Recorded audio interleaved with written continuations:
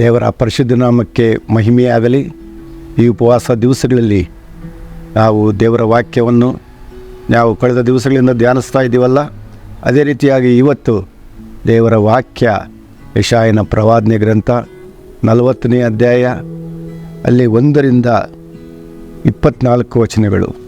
ಯೆಶಾಯನ ಪ್ರವಾದನೆ ಗ್ರಂಥ 40ನೇ ಅಧ್ಯಾಯ 1ರಿಂದ 24 ವಚನಗಳಲ್ಲಿ ನಾವು ನೋಡುವಾಗ ದೇವರಿಗೆ ಸಮಾನರು ಯಾರು ಎಂಬುದಾಗಿ, ಸರ್ವಶಕ್ತನಾದಂತಹ ದೇವರು, ಸರ್ವವ್ಯಾಪಿಯಾದಂತಹ ದೇವರು, ಸಮಸ್ತನಾದಂತಹ ದೇವರಿಗೆ ಆತನಿಗೆ ಸಮಾನರು ಯಾರೂ ಇಲ್ಲ ಎಂಬುದಾಗಿ ಈ ವೇದ ಭಾಗದಲ್ಲಿ ನಾವು ಓದುವಾಗ ನಮಗೆ ಈ ಭಾಗದಲ್ಲಿ ಗೊತ್ತಾಗ್ತದೆ. ದೇವರು ನಾವು ನೋಡುವಾಗ ಆತನು ಆಕಾಶ ಮಂಡಲವನ್ನು ಸೃಷ್ಟಿಸಿ ಸೂರ್ಯಚಂದ್ರ ನಕ್ಷತ್ರಗಳನ್ನು ಯಾವ ಆಧಾರವಿಲ್ಲದಂತೆ ನಿಲ್ಲಿಸಿದನು ಎಂಬುದಾಗಿ ನಾವು ನೋಡಲಿಕ್ಕೆ ಸತ್ಯವೇದದಲ್ಲಿ ನಾವು ನೋಡಲಿಕ್ಕೆ ಸಾಧ್ಯವಾಗ್ತದೆ.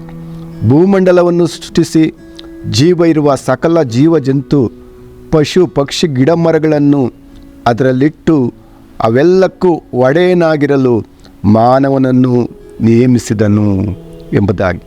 ಹಾಗಾದರೆ ಈ ಎಲ್ಲವನ್ನು ಮಾಡುವಂತೆ ಆತನಿಗೆ ಯಾರು ಜ್ಞಾನವನ್ನು ಕೊಟ್ಟರು ಎಂಬುದಾಗಿ ನೋಡುವಾಗ ಆತನೇ ಎಲ್ಲರಿಗಿಂತ ಹೆಚ್ಚಿನವನು ಎಂಬುದಾಗಿ ಈ ವೇದ ಭಾಗದಲ್ಲಿ ನಾವು ಓದುವಾಗ ನಮಗೆ ಗೊತ್ತಾಗ್ತದೆ.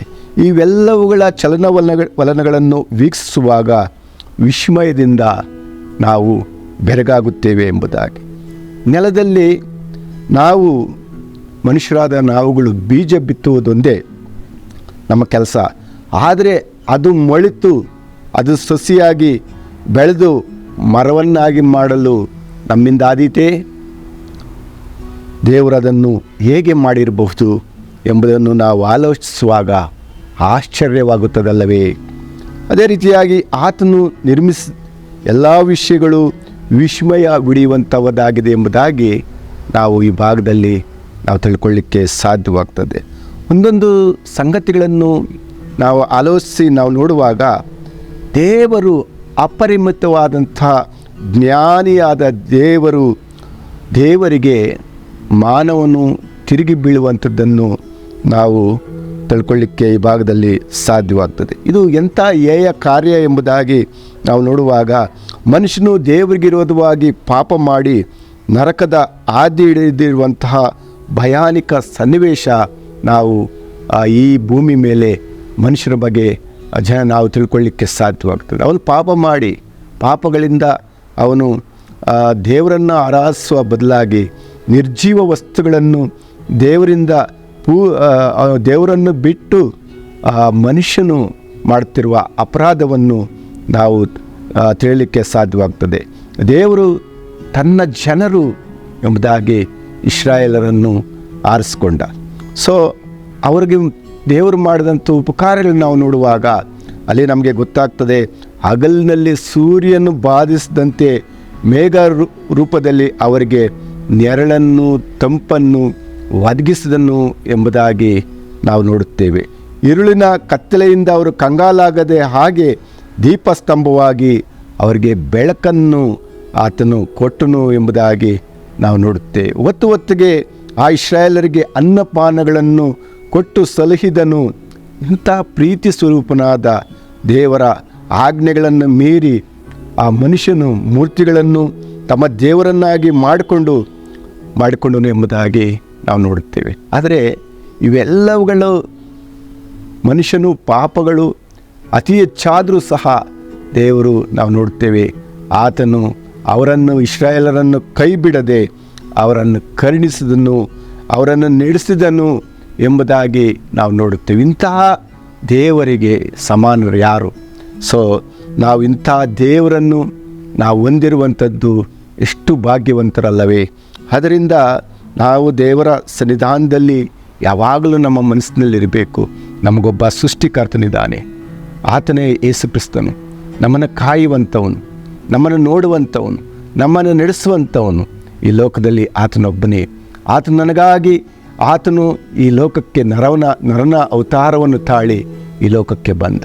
ಆತನು ನಾನು ಮಾಡಿದ ಅಪರಾಧಗಳು, ನಾನು ಮಾಡಿದಂತಹ ಆ ಪಾಪಗಳು ಆತನು ತನ್ನ ಮೇಲೆ ಹಾಕಿಕೊಂಡು ನಮಗಾಗಿ ತನ್ನನ್ನೇ ತಾನು ಆತನು ಈ ಲೋಕದಲ್ಲಿ ಕಲ್ವಾರಿ ಶಿಲುಬೆಯಲ್ಲಿ ನಮಗಾಗಿ ಬಾಧೆಗಳು ಪಟ್ಟನು. ನಮಗಾಗಿ ಆತನು ಆ ಕೊರಡೆಗಳಿಂದ ಏಟು ತಿಂದ. ಆತನು ನಮಗಾಗಿ ಮುಳ್ಳಿನ ಕಿರೀಟವನ್ನು ಧರಿಸ್ಕೊಂಡ. ನಮಗಾಗಿ ಆತನು ರಕ್ತ ಸುರಿಸಿ ಆತನು ಇವತ್ತು ನಮ್ಮನ್ನು ಈ ಭೂಮಿ ಮೇಲೆ ಇಟ್ಟಿದ್ದಾನೆ ಪ್ರಿಯರೇ. ಅದರಿಂದ ನಾವು ಈ ಭಾಗ ನಾವು ನೋಡುವಾಗ ಇಂಥ ದೇವರ ಪ್ರೀತಿಗೆ ಯಾವುದೂ ಸಮಾನವಲ್ಲ ಎಂಬುದಾಗಿ ನಾವು ತಿಳ್ಕೊಳ್ಳಿಕ್ಕೆ ಸಾಧ್ಯವಾಗ್ತದೆ. ಅದರಿಂದ ದೇವರ ಸನ್ನಿಧಾನದಲ್ಲಿ ಇವತ್ತು ನಾವು ದೇವರ ವಾಕ್ಯವನ್ನು ನಾವು ಕೇಳ್ತೀವಿ. ಆತನಿಗೆ ಸಮಾನರು ಯಾರೂ ಇಲ್ಲ. ಆತನು ನಮ್ಮ ಜೀವನದಲ್ಲಿ ಆತನು ನಮ್ಮನ್ನು ನೋಡುವಂಥ ದೇವರು, ನಮಗೆ ಜೀವನದಲ್ಲಿ ಆತನು ಪ್ರೀತಿ ಮಾಡುವಂಥ ದೇವರು, ನಮ್ಮ ಜೀವನದಲ್ಲಿ ಅದ್ಭುತಗಳನ್ನು ಮಾಡುವಂಥ ದೇವರು ಯಾವಾಗಂದರೆ ನಾವು ಆತನ ಸನ್ನಿಧಾನದಲ್ಲಿ ಪಶ್ಚಾತ್ತಾಪಪಟ್ಟು ದೇವರೇ ಸ್ವಾಮಿ ನೀನು ಕರ್ತನೆ ಸರ್ವಶಕ್ತನಾದ ದೇವರು, ದೇವರೇ ನೀನು ಸರ್ವವ್ಯಾಪಿಯಾದಂಥ ದೇವರು, ಸಮಸ್ತ ಒಡೆಯನಪ್ಪ, ನೀನೊಬ್ಬನೇ ಸ್ವಾಮಿ ಲೋಕದಲ್ಲಿ ನಮಗಾಗಿ ಲೋಕದಲ್ಲಿ ಸ್ವಾಮಿ ಕಷ್ಟಗಳನ್ನು ಪಟ್ಟಂಥ ದೇವರು, ನಮಗಾಗಿ ಬಾಧೆಗಳನ್ನು ಅನುಭವಿಸಿದ ದೇವರು ನೀನೊಬ್ಬನೇ ದೇವರೇ ಎಂಬುದಾಗಿ ನಾವು ದೇವರ ಸನ್ನಿಧಾನದಲ್ಲಿ ಮೊಣಕಾಲೂರಿ ನಮ್ಮನ್ನೇ ನಾವು ಪಶ್ಚಾತ್ತಾಪದಿಂದ ಸಮರ್ಪಿಸಿ ನಾವು ಈ ಲೋಕದಲ್ಲಿ ಆತನಿಗೋಸ್ಕರ ನಾವು ಸಾಕ್ಷಿಗಳಾಗಿ ಜೀವಿಸುವಾಗ ನಮ್ಮ ಜೀವನಗಳನ್ನು ಆತನು ಸುಂದರವಾಗಿ ಆತನು ಮಾಡಲಿಕ್ಕೆ ಶಕ್ತನಾಗಿದ್ದಾನೆ. ಆತನು ನಮ್ಮ ಜೊತೆಯಲ್ಲಿರಲಿಕ್ಕೆ ಶಕ್ತನಾಗಿದ್ದಾನೆ. ನಾವು ಹೋಗೋ ಕಡೆಯಲ್ಲಿ ಆತನ ಸಾನ್ನಿಧ್ಯ ನಮ್ಮ ಜೀವನಗಳನ್ನು ತುಂಬಿರ್ತದೆ ಪ್ರೇರಿ. ಅದರಿಂದ ಲೋಕದ ಜೀವನದಲ್ಲಿರುವಂಥ ನಾವುಗಳು ದೇವರ ಸನ್ನಿಧಾನದಲ್ಲಿ ಅಪ್ಪ ನೀನು ಸರ್ವಶಕ್ತನೆಂಬುದಾಗಿ, ದೇವರೇ ಸ್ವಾಮಿ ನಿನಗೆ ಸಮಾನರು ಯಾರೂ ಇಲ್ಲ ಎಂಬುದಾಗಿ, ದೇವರೇ ಸ್ವಾಮಿ ನೀನೇ ನಮ್ಮನ್ನು ಕಾಯುವಂಥ ದೇವರೆಂಬುದಾಗಿ ನಮ್ಮನ್ನೇ ನಾವು ದೇವರ ಸನ್ನಿಧಾನದಲ್ಲಿ ಸಮರ್ಪಿಸಿ ನಾವು ದೇವರ ಸನ್ನಿಧಾನದಲ್ಲಿ ಜೀವಿಸಲಿಕ್ಕಾಗುವಂತೆ ದೇವರು ನಮಗೆ ಕೃಪೆ ನೀಡಲಿ, ಸಹಾಯ ನೀಡಲಿ ಎಂಬುದಾಗಿ ಈ ವೇದ ಭಾಗವನ್ನು ಮುಗಿಸುತ್ತಾ ನಾನು ದೇವರ ಸನ್ನಿಧಾನದಲ್ಲಿ ಒಪ್ಪಿಸಿಕೊಡುವಂತನಾಗಿದ್ದೇನೆ. ಆಮೇನ್.